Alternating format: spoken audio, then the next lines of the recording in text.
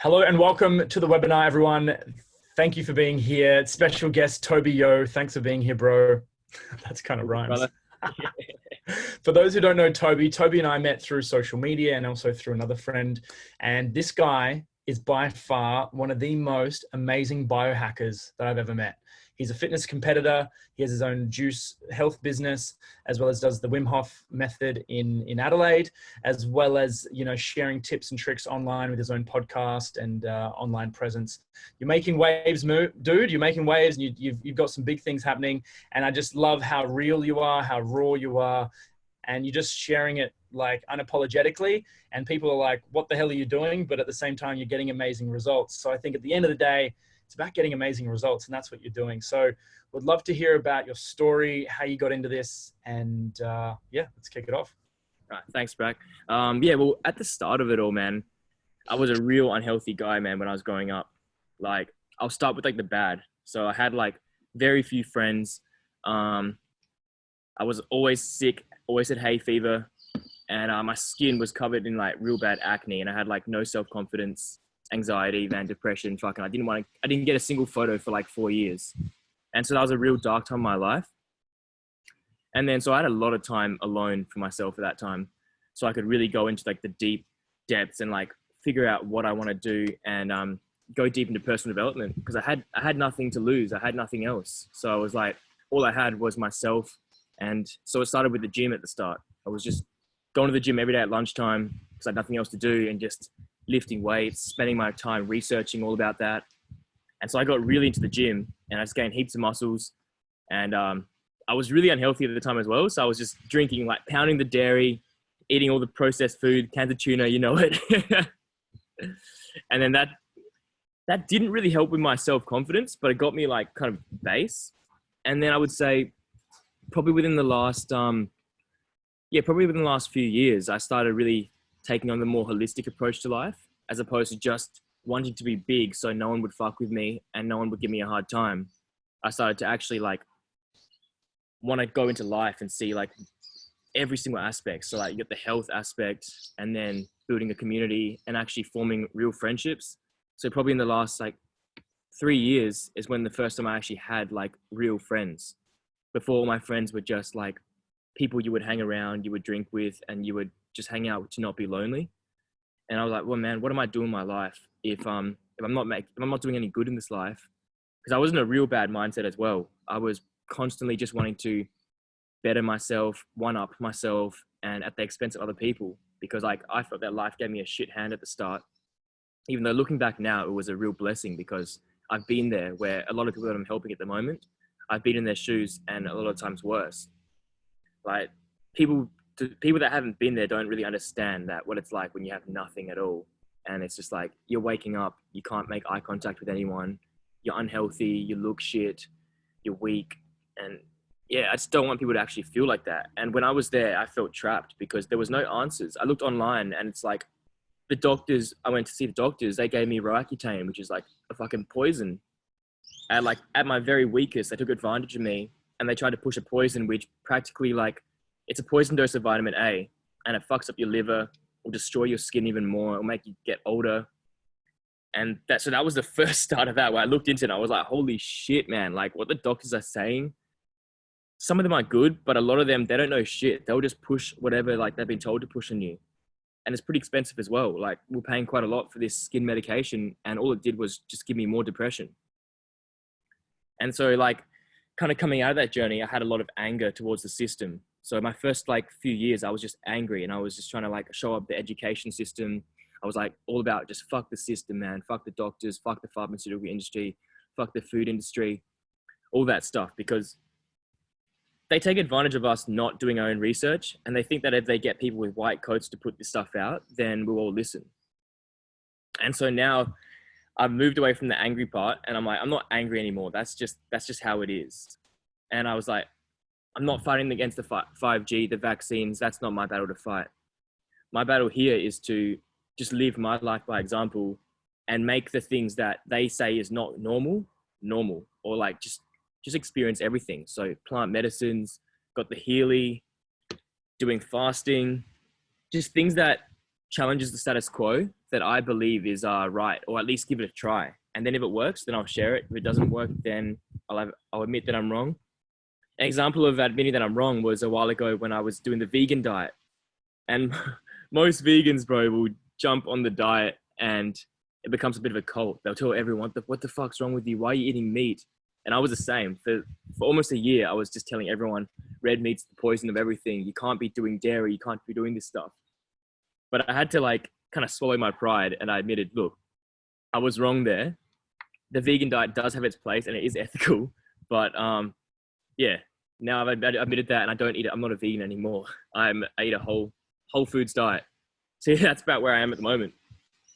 Yeah. That's awesome, dude. I love your story. And it's so, yeah, you're willing to say, look, this isn't working for me. And, you know, this is what I learned from it anyway. And you move forward to trying something that works for you. And I think that's so important in today's day and age because there's so much information, you know, trying it on, seeing it, and then having that honesty, that integrity to be like, all right, I'm going to move on. I think that's really important because people can get stuck in the identity and the cult of things. You know, veganism is just one of them. I'd love to know, let's talk about biohacking. Why do you love biohacking so much? And what are your top few biohacking tools? I know the Healy, we chat about that as well. But like, how did this biohacking thing start for you? Because you've got one of the biggest groups on Facebook for Biohacking Australia. And so you're really leading the march here. So how did you get into it and why do you love it so much? Yeah, so I got into it, I guess, originally from bodybuilding. I was like always looking for that extra edge to gain more muscle. And I would call that biohacking, even though it was at the expense of other parts of your life. So it was like, I was raising my muscles, raising my testosterone, but at the sacrifice of my hormone levels, my skin health, my gut health and all that stuff. And then, so from there, I started looking into, well, what are ways that I can actually increase performance without like decreasing other parts of my life. And a funny one was, I used to like to drink alcohol. So I was like, how can I drink alcohol without getting like all the shit testosterone lowering effects and like, you know, the poison basically. And I was like looking on forums, I discovered you take NAC before, you can stack it with a bit of phenibut, you can stack it with some antacids, and you can actually drink like much less and get much more drunk and stay much more drunk for longer and have no hangover. So that was like kind of the start as well. That is amazing. Did it work? Yeah, it worked. I would only need to drink like fucking barely any, man, like probably 4 or 5 drinks and I could be drunk the entire night. That was back when I used to drink. I don't really drink anymore. It's not really about that.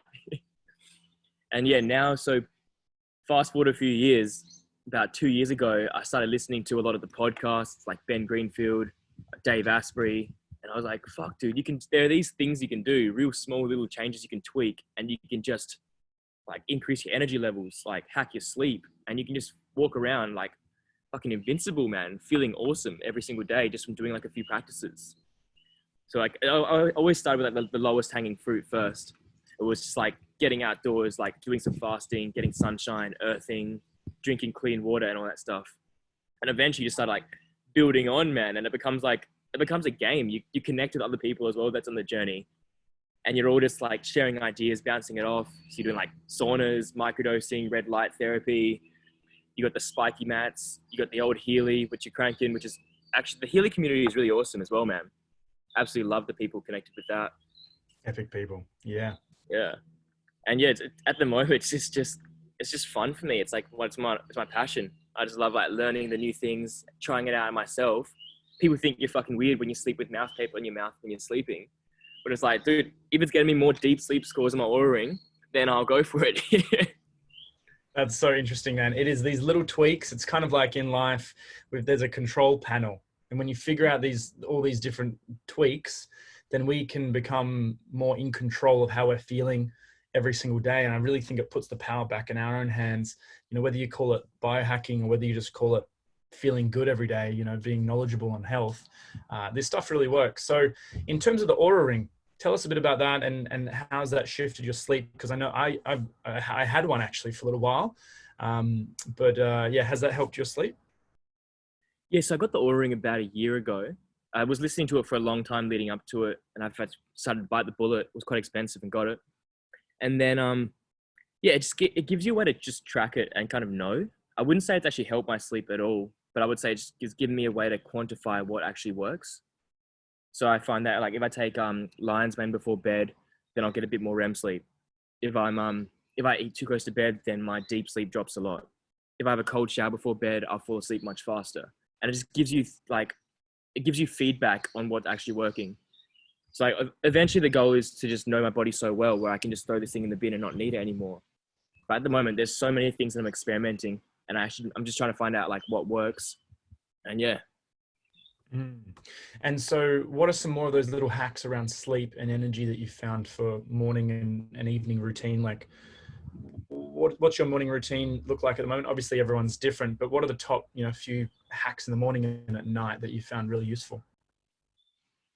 Yeah, I would say my favorite hack in the morning is just wake up. If the sun's out, I will get the sun for sure. Get naked in the sun, man, for as long as I can. And if the sun's not out, I got the red light panel in my room, so I'll just jump in front of that and do some gratitude journaling. So I've got the 5-minute journal, and I'll just write down like my affirmations, what I'm grateful for, and then 3 things I can do to make the day good. And then I'll do some form of movement if I can. So this morning I went to the park because it's an awesome day, and I was just doing my soul tapping. I did a bit of breathing, breath of fire, the Tony Robbins breathing, and a bit of Wim Hof. And then I was doing some yoga and just some like bioenergetics, like openers. So it's always good to get moving. And then something I've been getting around recently, I used to do like real strict fasting, but now I've kind of eased off from the fasting a bit, and I'm like loving my nootropic shakes in the morning, or like nootropic coffees. And that's just mad, dude. I'll just put in like rhodiola, shilajit, like creatine, got like all the mushrooms. So like all the tinctures of mushrooms plus the powders as well. And just make like some super like hot drink and just sit out here in the sun and just drink that, man. And like that's one of my favorite things I'm doing recently. How good's that? Oh, those mushrooms are amazing, hey? And combining them together. And so what's your opinion on coffee? Because I know I personally can't do coffee. It gives me anxiety. What's your opinion on that? And obviously you're not just doing straight coffee, you're probably adding some things into it, as you mentioned. Yeah, I think regular coffee is pretty shit, man. Full of mycotoxins, really acidic. And a lot of places won't use good water for it as well. So you're getting a nice cup of old fluoride and chlorine with your coffee, which isn't too good. But when I don't drink coffee every day, but when I do drink it, well, I drink my own coffee, like, because we make a coffee called supercharged coffee here. And that's a cold brew with, we use the alkaline water, so 9.5 pH water. And we're using organic coffee beans. We infuse it with L-theanine, ginkgo biloba, alpha GPC, taurine, lion's mane, and cordyceps. And it's all alkaline as well and like cold brewed. And the L-theanine is neuroprotective, same as the lion's mane. So all the damaging effects you're going to get from the caffeine, I'm not going to get. So if I'm drinking my supercharged coffee, then I rate it. But any other coffee, I'm not going to touch. I'll sit in the cafe with nothing. Isn't it dehydrating though? Isn't it too acidic for the body? If everyone's eating quite a toxic acidic diet, throwing more acid on there and potentially dehydrating the body, isn't that doing more damage? Yeah, so yeah, regular coffees are super acidic, man. And this coffee, because since I use alkaline water to brew it, it's actually got a pH that's around 9.5. And also because it's organic, it's not with the mycotoxins, and it's also super rich with antioxidants as well. So I kind of figure like maybe there'll be a little bit of a downside. Like caffeine probably isn't the healthiest thing to have all the time, but when it's used right, it's like the benefits are up here, and like you got tiny little yeah. And I also mix it with ghee as well, and I blend it, and I get a lot of joy from that. Like it's just piping hot beverage, man. It's creamy from the ghee, and you just know you're going to be set for the day, and just like you're practically rolling, man, all day. It's like it's drugs without taking drugs. Nice. Yeah, I get it. And it's being smart about it. It's not just doing normal coffee. You're soaking it in 9.5 water, and then you're putting all this epic stuff into it. That sounds awesome. See, that's something I could do. And that's what I mean. And that's what we mean by biohacking, taking what's already kind of working, or maybe, and then adding things or changing things to optimize how they feel in the body, rather than just doing what everyone does. And so I'd love to know how let's switch gears to frequency, because I know that the sun is healing, grounding, we're talking about, or you spoke about, not fighting the fight for 5G and kind of getting into that, having healthy frequencies around you. In terms of your Healy, what have you noticed? How's it helped you optimize? Yeah, so I've had the Healy, I think, for about 3 or 4 months now, man. And the reason why I decided to get it is I spoke to you, spoke to Brock, did my own research, and I spoke to one of my mates, Chris. He hasn't even gotten one yet because he wants one, but he's still waiting for some cash to come in. And yeah, the reason why I got it is I figured, like, we have nature. We got the beach, we got the grounding, and we got the sun and all that stuff, and that will balance us out. But then in this day and age, we're just bombarded with, we got Wi-Fi frequencies going constantly. We've got satellites all around the planet Earth. 5G's coming in. Cell phones always in our pocket. So I'm like, nature is good for against nature, but we got artificial stuff hitting us. And I was thinking, sometimes when you got this artificial stuff constantly bombarding you, you need something that is also artificial to counter that artificialness. It's like you're fighting fire with fire. And yeah, so I looked into Healy and I was like, well, that makes a lot of sense because we are practically bodies of water, and frequency has been shown to affect water really, really well. And I was like, if I could be indoors where I'm not grounded, but I could be plugged into this and actually putting something beneficial through my body, which hopefully counteracts the Wi-Fi in my house or whatever's going on, then like, it's easy. Like I'll just plug it in. I'll be eating dinner, playing cards or whatever. And it's just something real easy you can do every day. It takes like an hour only. And I haven't experimented fully with it, but I found that some of the programs, like, I use one for my lower back. I've used the energy one a few times, and the energy one's pretty good actually. If you do the energy one, stay like grounded and do some breath work, you come out that like crazy. But yeah, that's my experience with it so far. And I actually like it a lot. It's fun. That's awesome, man. Yeah, I'm curious to see. I'm curious to try that as well. Some breath work, some grounding, and which frequency? The energy frequency. Yeah, energy from the gold cycle. Nice. And what type of breathing are you doing during I that was process? doing, generally I do Wim Hof breathing. Yep. So I find that one gives me like the biggest rush. Wim Hof, you do the retention, you do some push-ups as well, and it's just awesome, man. Oh, Yeah. so good. So good. Yeah, would love to see, because I've got another friend who has the Aura Ring now. So I've lent him a Healy. He's doing the Healy every night. So I'm going to check in to see if it's actually helped his sleep at all. But he's really off with his sleep. And I think, what you mentioned, not eating a big meal at night, I think the blue light at nighttime, are you actually affects sleep? And actually switching gears to blue light, are you protecting yourself from blue light at nighttime as well? Yeah, dude, I'm like a blue light Nazi, man. I've got these like Cyclops wraparound glasses that whenever I remember, I'm wearing it. Yep. And then it's really funny because I've been going to my parents' house quite a bit because like it's nice to have a family dinner together and play some cards and chill out. And their house is bombarded with LED blue lights everywhere. They got Wi-Fi going, and I'm like, every time I go in their house, it's fine like during the day, but when it's like 9 p.m. and I'm on my way home, I'm like walking out the house, like with my hood on, with my glasses on, like trying to cover every part of my body. But yeah, blue light, man, especially in the eyes. And so I got the blue light blocking glasses. I got these also like sunglasses that I wear as well. And of course, my phone, I don't know if you can see it, but completely red, man. So that's on, but it's like fully red. What do you use for that? The iPhone actually has like a setting where you can go into settings, turn the color tint completely red, and then make a shortcut where you press it 3 times and it turns it red, 3 times and it turns it back normal. Oh, what? So it's way better than the shitty nighttime mode they have there. That's awesome. So go into settings, change the color tinting, and do a macro shortcut. Yeah, fully red, man. It's good. So good. Because there are those moments where I can't even see my phone. And you're just like, what is going on here? And then you got to switch the brightness. But it's a game changer for my sleep. Have you noticed a shift? I know, like I literally say to my friends, I'm like, guys, I'm not going to sleep. You're not going to sleep for weeks with these lights on. Like, it's like drugs, it's like so stimulating for me now. My body's like so sensitive to it. And even driving, I've got the daytime one. So I'm driving. It's important for driving. I think it's important to be safe. But that's cool, man. Any other little hacks around light or your around phone or technology that you use? Well, I would say with light, dude, it's really, really important to get sunlight like first thing in the morning because that will set your circadian rhythm. And it sounds like a bit whack, but if you get sunshine in the morning, then you're going to produce more melatonin at night. Because our body's like in this cycle. And it's like, if you wake up and get straight outside, you're signaling to your body it's daytime. So you're going to start producing all those like awake hormones, serotonin, all that good stuff.